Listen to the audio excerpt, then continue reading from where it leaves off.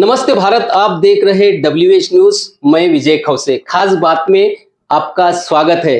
वरिष्ठ पत्रकार है जो दिल्ली के हैं, खासकर करके मैं बताऊंगा अशोक जी वानखड़े हैं। आज उनसे हम चर्चा करेंगे। पहला सवाल, आप नागपुर में आए हो, दीक्षा भूमि में या संघ भूमि में? मैं सबसे पहले आपके सभी WH व्यूअर्स को प्रणाम करता हूं। Thank you. मैं दिल्ली में रहता हूं, मेरे बारे में आपने बहुत सारी बातें कही है, लेकिन मैं यवतमाल जिले का निवासी हूं और मैं विदर्भीय हूं और मुझे इस बात का गर्व है कि मैं विदर्भ से हूं। आपने सवाल पूछा मुझे, आप दीक्षा भूमि में आए हैं कि संघ भूमि में आए हैं। मैं मेरे अपने भूमि में आया हूं, मैं भारत भूमि पे आया हूं, मैं माय भूमि पे आया हूं। मैं आदर करता हूं, मैं सभी धर्मों का, पंथों का, विचारों का आदर करता हूं, लेकिन हर ऐसा कोई धर्म इस देश में नहीं है, विश्व के पटल पर ऐसा कोई धर्म नहीं है, और मैं दावे के साथ कह सकता हूं कि जिसमें कुछ भी बुराई हो।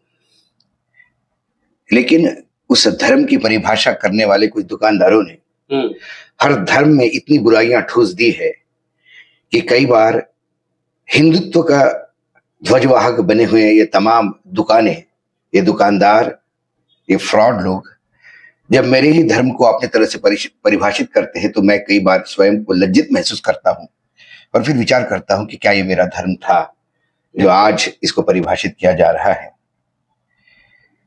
और इसीलिए मैं धर्म, राजनीति, समाज, इसको हमेशा अलग अलग दृष्टि से देखता हूं। ये वैयक्तिक आस्था का प्रश्न है। बिल्कुल। मैं दीक्षा भूमि पे भी नमन करता हूं और करना भी चाहिए, और मैं संघ के उस एक्टिविटी को भी नमन करता हूं कि जहां कोई आपदा आती है तो संघ के स्वयंसेवक काम पे लग जाते हैं। तो संघ की विचारधारा से यदि मैं वाकिफ मतलब इत्तेफाक नहीं रखता या संघ की विचारधारा को मैं नहीं मानता, लेकिन संघ के कुछ अच्छे कार्यों को भी मुझे मानना होगा, क्योंकि कोई भी आदमी परिपूर्ण नहीं होता। जो भी अच्छा काम करता है वो मानना पड़ेगा। उसको मुझे बिल्कुल मानना होगा, और इसीलिए बहुत कम लोग हैं जिनको हम परिपूर्ण कह सकते हैं। यदि मैं स्वयं हिंदू हूं और मैं सनातनी हिंदू हूं, और वो सनातनी मेरा अपना सनातन है, ना कि इन भोंदू बाबाओं का सनातन है, तो मेरे यहाँ तो संपूर्ण योगी के रूप में भगवान श्री कृष्ण को दर्शित किया जाता है। तो उसी भगवान श्री कृष्ण के अनन्य भक्त मुस्लिम संत भी हो गए, फकीर भी हो गए हैं। तो जब उन्होंने परहेज नहीं किया तो मैं कौन होता हूं? मैं तो बहुत छोटा हूं उनके आगे परहेज करने वाला। तो सभी धर्म के मेरे मित्र हैं, सभी जगह पे मेरे मित्र हैं। वैचारिक मतभेद हो सकते हैं, और मैं हमेशा कहता हूं कि विचारों में मतभेद होना चाहिए, विचारों में चर्चा होनी चाहिए, सवाल पूछने चाहिए, सवाल के निदान होने चाहिए। सवाल नहीं पूछोगे तो फिर कैसे चलेगा? सवाल पूछते रहना चाहिए, लेकिन मतभेदों के अनुसार मनभेद नहीं होने चाहिए। देश की आजादी को 75 साल हुए हैं, और 75 साल में देश का क्या विकास हुआ है? क्योंकि बोला जाता है कि 2014 के बाद में ही इस देश का विकास हुआ है। मूर्ख लोग ऐसी बयानबाजी करें तो मुझे लगता है कि उन पे चर्चा करके हम अपना समय व्यर्थ करें। हमें पता है हमें आजादी कब मिली। 1947 को आजादी मिली। आजादी के मायने हो सकता है कि 1947 के बाद पैदा हुए लोगों को आजादी के मायने सही समझ में नहीं आए, लेकिन जिन्होंने अंग्रेजों की गुलामी में जीवन जिया है वो जानते हैं स्वतंत्रता और गुलामी, पारतंत्रता, इसमें फर्क क्या है। क्योंकि हमें विरासत में मिली है। मेरा जन्म तो आजादी के 20 साल बाद हुआ, तो कम से कम मुझे तो आजादी युवा अवस्था में मिली है। जब देश युवा हो रहा था तब मुझे मेरा जन्म हुआ। तो मैंने तो किस्से सुने हैं, और हमेशा जब हम किस्से सुनते हैं उस किस्सों को हम महसूस नहीं कर पाते, क्योंकि हमने कभी उसकी वो एक फेरी टेल जैसी होती है, परिकथाओं जैसी होती है कि ऐसा संघर्ष हुआ और क्या जरूरत थी भगत सिंह को फांसी जाने की, और बटुकेश्वर दत्त ने क्यों अपने आप को समर्पित किया, क्यों साफे बदरने को हाथ में बंदूक उठाई, क्यों महात्मा गांधी अहिंसा का कर सकते थे। आज महात्मा गांधी को परिभाषित करने वाले और उनके ऊपर कमेंट करने वाले लोग बहुत आते हैं। दया आती है उनकी बुद्धि पे, क्योंकि उन्होंने महात्मा गांधी को महसूस भी नहीं किया, पढ़ा भी नहीं है। आम्बेडकर जी के ऊपर मैं तो कहता हूं कि आम्बेडकर जी को मात्र दलित नेता बना के आम्बेडकर जी के साथ पूरे देश ने जो अन्याय किया है। मैं इकोनॉमिक्स का स्टूडेंट हूं, पर मैं आज भी बोलता हूं विश्व में आज भी हम 2024 में है, 23 में है, 24 के बिल्कुल इस पे है, प्रवेश द्वार पे है। 2024 2 महीने बाद शुरू हो जाएगा। आज भी 2024 में भी ऐसा कोई इस देश में, पूरे विश्व में ऐसा आर्थिक तज्ञ नहीं होगा जो अंबेडकर जी के साथ जिनकी तुलना भी की जाए। इतने बड़े अर्थशास्त्री को हमने एक दलित नेता के नाम पे गला दिया है। एक प्रकांड पंडित। और पंडित के मायने ये जरूरी नहीं कि मंदिर में टीका लगा के पूजा करने वाला, और उन्होंने ज्ञान का भंडार। और उन्होंने एक जाति के लिए भी नहीं सोचा। उन्होंने तो लगातार अपने जिस समाज से वो आते हैं उन्हें बार बार वो कहते थे, क्यों रोते हो कि हम पिछड़े हैं। क्या रिजर्वेशन था अंबेडकर साहब को? क्या अंबेडकर जी के समय रिजर्वेशन था? आज समाज की स्थिति इतनी अच्छी है कि आज कोई दलित किसी सवर्ण के साथ बैठ के होटल में खाना खा सकता है। उस समय दलित की परछाई पड़ने पे लोग नहा लेते थे। उस विपरीत समय में यदि दलित घर से उठ के एक आदमी इस विश्व का सबसे बड़ा अर्थतज्ञ बन सकता है, सबसे बड़ा कानून का विशेषज्ञ बन सकता है, इस देश के संविधान समिति का अध्यक्ष बन सकता है, इस देश का पहला कानून मंत्री बन सकता है, कई चीजों को परिभाषित जो आदमी करता है, उसने तो कभी रिजर्वेशन का रोना नहीं रोया। आज महाराष्ट्र में मैं देखता हूं कि हर आदमी रिजर्वेशन मांग रहा है। मैं पूछता हूं रिजर्वेशन लेके नौकरियां कहाँ है? पर उस वक्त बाबा साहब आम्बेडकर ने भी सोचा था कि हर तबके के लोगों को रिजर्वेशन की जरूरत पड़ेगी। बाबा साहब आम्बेडकर ने पॉलिटिकल रिजर्वेशन की भी बात की थी। बाबा साहब आम्बेडकर ने सामाजिक, क्योंकि उस समय शिक्षा और बाकी सारी चीजें, स्वास्थ्य, शिक्षा, इस सरकार ने अपने अंडर ले लिया था। शिक्षा ये सरकार का काम था। तब इतने प्राइवेट कॉलेजेस और यूनिवर्सिटीज नहीं हुआ करती थी, तब सारा कुछ सरकारी था। तब उनमें बच्चों को पिछड़े जाति के आने के लिए यदि उनका परसेंटेज भी कम हो तो उन्हें एडमिशन मिलनी चाहिए, क्योंकि वो पीढ़ियों से, मतलब सदियों से वो पीड़ित है। तो उन्होंने भी वो 10-10 साल के 10 साल के इसके लिए किया जाएगा। लेकिन हो क्या रहा है, 75 साल बाद भी यदि इस देश में आज भी यही बात हो रही हो तो फिर लगता है कि 75 साल में बाबा साहेब आम्बेडकर यदि आज होते तो क्या करते? सवाल उठता है। आज वो अपने संविधान को सर पे ऐसा हाथ रख के बैठ जाते, क्योंकि उन्होंने कभी सोचा ही नहीं था संविधान की रचना करते समय कि इस देश में इतने नालायक राजनीतिज्ञ भी आएंगे कि जो इसमें से भी गलियां ढूंढेंगे। एक परंपराएं होती है राजनीति में। बाबा साहब ने कहा था कि संविधान कितना भी अच्छा हो मगर उसको चलाने वाले अगर बुरे होंगे तो संविधान बुरा होगा। हमेशा कहता हूं, कोई भी घोड़सवार पीठ पे बैठते से पहचान लेता है कि मेरा बाप ऊपर बैठा है और वो फिर चलता है। नहीं तो आप चाबुक मार मार के थक जाएंगे। घोड़ा अपने हिसाब से चलता है। तो संविधान का भी ऐसा है। संविधान तो बहुत बढ़िया है, विश्व के बेहतरीन संविधानों में से हमारे संविधान है। कोई जरूरत नहीं संविधान में बदलाव लाने की। लेकिन यदि कोई कुत्सित मानसिकता से यही कहे कि ये संविधान ही नहीं है, ये संविधान ही गलत है, मुझे ताज्जुब लगा जब ये कहा गया कि संविधान तो ब्रिटिश 1935 का ब्रिटिश एक्ट है। अरे भाई जरा पढ़ लिया करो इसको, समझ में आ जाएगा संविधान क्या है। क्योंकि अनपढ़ लोग कमेंट करते हैं, अनपढ़ लोग सत्ता में बैठे हैं और उनकी कमेंट को मीडिया मैग्नीफाई करता है। सर बिल्कुल। क्या आपको क्या लगता है वाकई में क्या संविधान ये बदला जाएगा? पूरा संविधान का जो ढांचा है वो पूरा बदला जाएगा? क्या वो मनुस्मृति फिर से लाई जाएंगी? मुझे तो आशंका तो मुझे यही है, ये मैं पहले भी कह चुका हूं और ऑन स्क्रीन कह चुका हूं।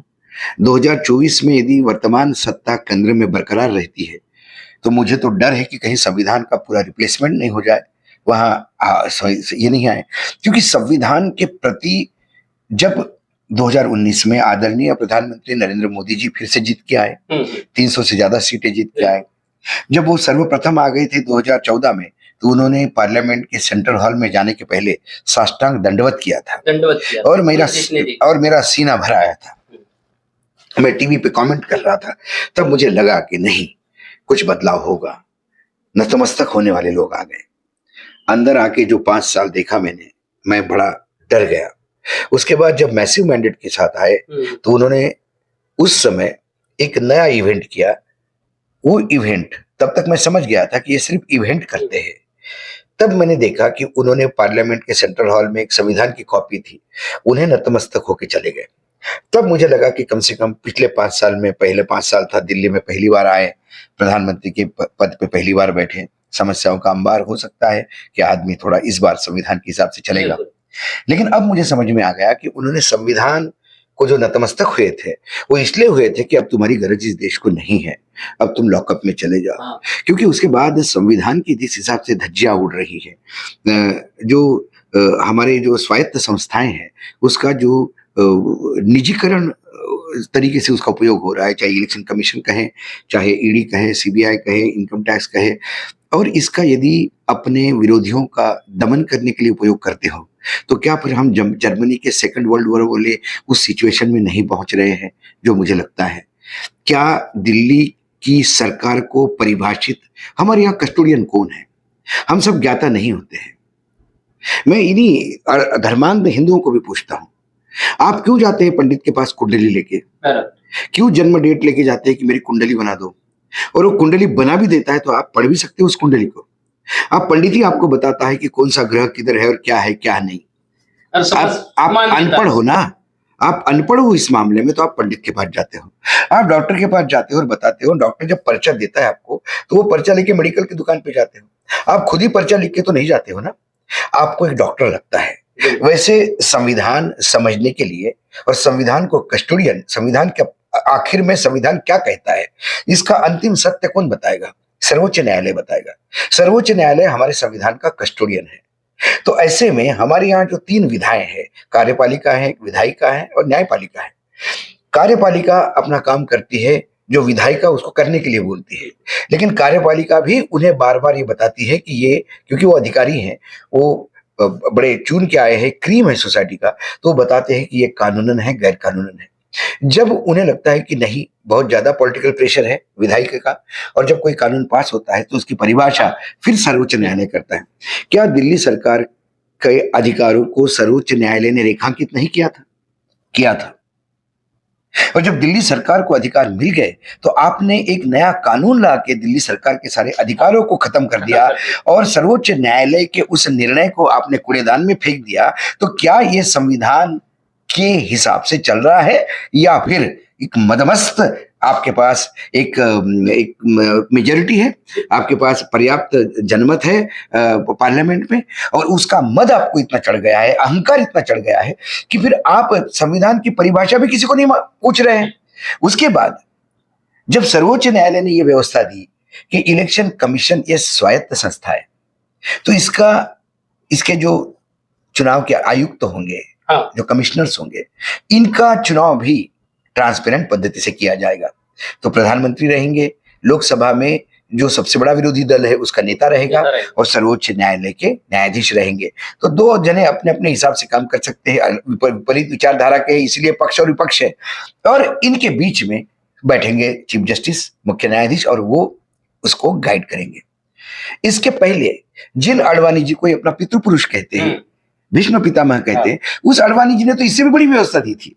उन्होंने तो कहा था कि प्रधानमंत्री एक अपने साथ में अपना एक मंत्री रखे, और राज्यसभा से भी जो विरोधी पार्टी का, जो सबसे बड़ी विरोधी पार्टी का नेता है वो रहे। ऐसे 5 जनों का बेल्ट रहे चीफ न्यायाधीश के साथ, और ये 5 लोग तय करे इलेक्शन। कितना बढ़िया सिस्टम था, और विरोधी तो होना ही चाहिए। इसके बाद क्या हुआ, प्रधानमंत्री ने फिर एक नया कानून बनाया, और वो कानून क्या कहता है, प्रधानमंत्री रहेंगे, वो एक अपने कैबिनेट के मिनिस्टर को बुलाएंगे और एक विपक्ष के नेताओं को बुलाएंगे। इसके मायने क्या होगा, 2 जने तय करेंगे कि क्या होगा। ये तीसरा बेचारा अकेला पड़ जाएगा। क्या ये ट्रांसपेरेंट सिस्टम है? और जब आप अपने हिसाब से चुनाव आयुक्त बिठाते हो, तो फिर वो चुनाव आयुक्तों को पनौती बोलने पे नोटिस देने की तो अकल आती है, लेकिन उनके आंखों में, कान में, मतलब वो गांधी जी के बंदर बन जाते हैं। ना बोलते हैं, ना कान से सुनते, ना आंखों से बोलते हैं। जब प्रधानमंत्री या स्वयं गृह मंत्री, एक मुख्यमंत्री जो इलेक्टेड है एक राज्य का, अशोक गहलोत, उसे सांड कहते हैं, हाँ, भाषा का भी स्तर जो है जो देश की राजनीति का भाषा का भी स्तर जो नीचे आया है, क्योंकि अभी आप देख रहे हैं पनौती के ऊपर से, और खास करके चुनाव आयोग जो है, आयोग जो है विपक्ष को नोटिस भेजता है, मगर पक्ष के बहुत सारे लोगों ने बोला है ऐसा, गोली मारो, हम बहुत सारे पूरे देश ने सुना है, मगर अभी तक वहां पर चुनाव आयोग ने भी एक्शन नहीं लिया। ऐसे समय में चुनाव आयोग की जो भूमिका है वो कैसी लगती है आपको?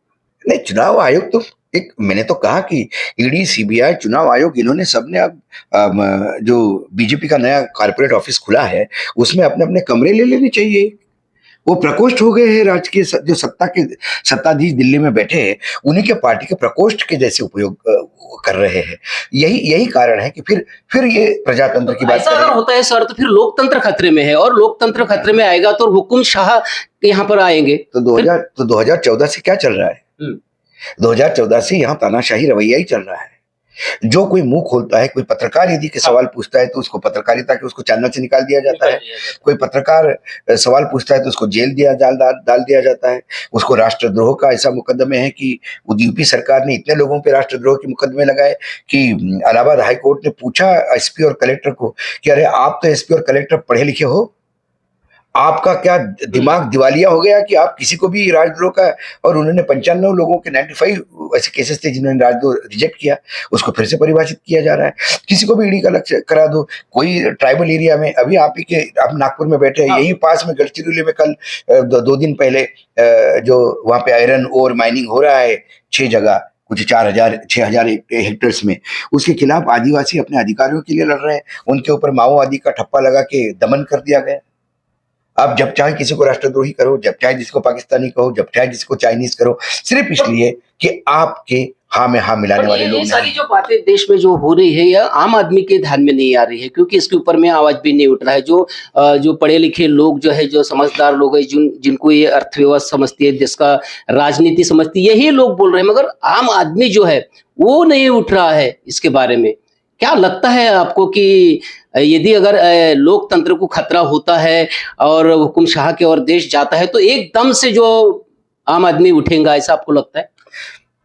लोगों ने उठाव किया है। मैं बार बार हमेशा कहता हूं कि ये इस सब उपमहाद्वीप है भारत, कोई एक देश नहीं, बहुत बड़ा भूभाग है हमारा। 143 करोड़ लोग हैं हमारे देश में, और हमारे लोग अशिक्षित हो सकते हैं, हमारे लोग पीड़ित हो सकते हैं, संघर्षशील हो सकते हैं, गरीब हो सकते हैं, भूखे हो सकते हैं, लेकिन इस देश की जनता मूर्ख नहीं है। इंदिरा गांधी जैसे पढ़े लिखे नेता को भी लोगों ने आईना दिखा दिया था, ये तो अनपढ़ों की जमात है जिनके डिग्रियों का कोई हिसाब नहीं, तो इनको आईना दिखाने में समय नहीं लगेगा। हाँ, लेकिन एक बात थी, इंदिरा गांधी इमरजेंसी लगाई उन्होंने, वो कितनी भी तानाशाह थी, लेकिन उसके बावजूद भी इमरजेंसी में भी जब आपातकाल लगा हुआ था, तब भी अखबार वाले इतने औकात रखते थे कि वो अपना संपादकीय पूरा खाली छोड़ के उन्होंने निषेध व्यक्त किया था। इमरजेंसी में भी निषेध व्यक्त करने की औकात तब मीडिया में थी। आज के डेट में मीडिया पूर्ण रूप से समाप्त हो गया है, और इसके लिए मैं आपके और मेरे जैसे रास्ते पे माइक लेके घूमने वाले पत्रकारों को दोषी नहीं मानता। ये लोग कहीं ना कहीं नौकरी करते हैं। ये जो मीडिया संस्थानों के मालिक है, ये सभी ना कहीं अटके हुए हैं।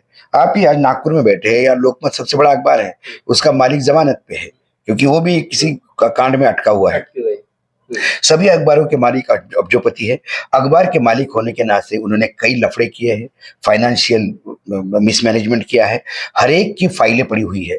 तो जब उनको लगता है कि हम अरेस्ट हो जाएंगे, हमको तकलीफ हो जाएगी, तो वो सत्ता पक्ष के दरबार में घुंघरू पैर में बांध के मुजरा कर रहे हैं, और उनके मुजरा करने से तमाम जो वर्किंग जर्नलिस्ट है वो मजबूरी में नौकरी कर रहे हैं, तो उन्हें वही करना पड़ रहा है जो मालिक लाइन ले रहा है। मगर ऐसा अगर होता है तो लोकतंत्र का जो चौथा स्तंभ कहा जाता है, वो चौथा स्तंभ तो खत्म ही हो जाएगा। नहीं, फिर न्याय कौन देगा? नहीं, ऐसा नहीं मानता मैं। पत्रकारिता में मैं ये मानता हूं कि पत्रकारिता में कोई पीले चावल लेके आपके घर तो नहीं आया था, या आप पैदा होने के बाद आकाशवाणी नहीं हुई थी कि अशोक वानखड़े तुम पत्रकार बनोगे।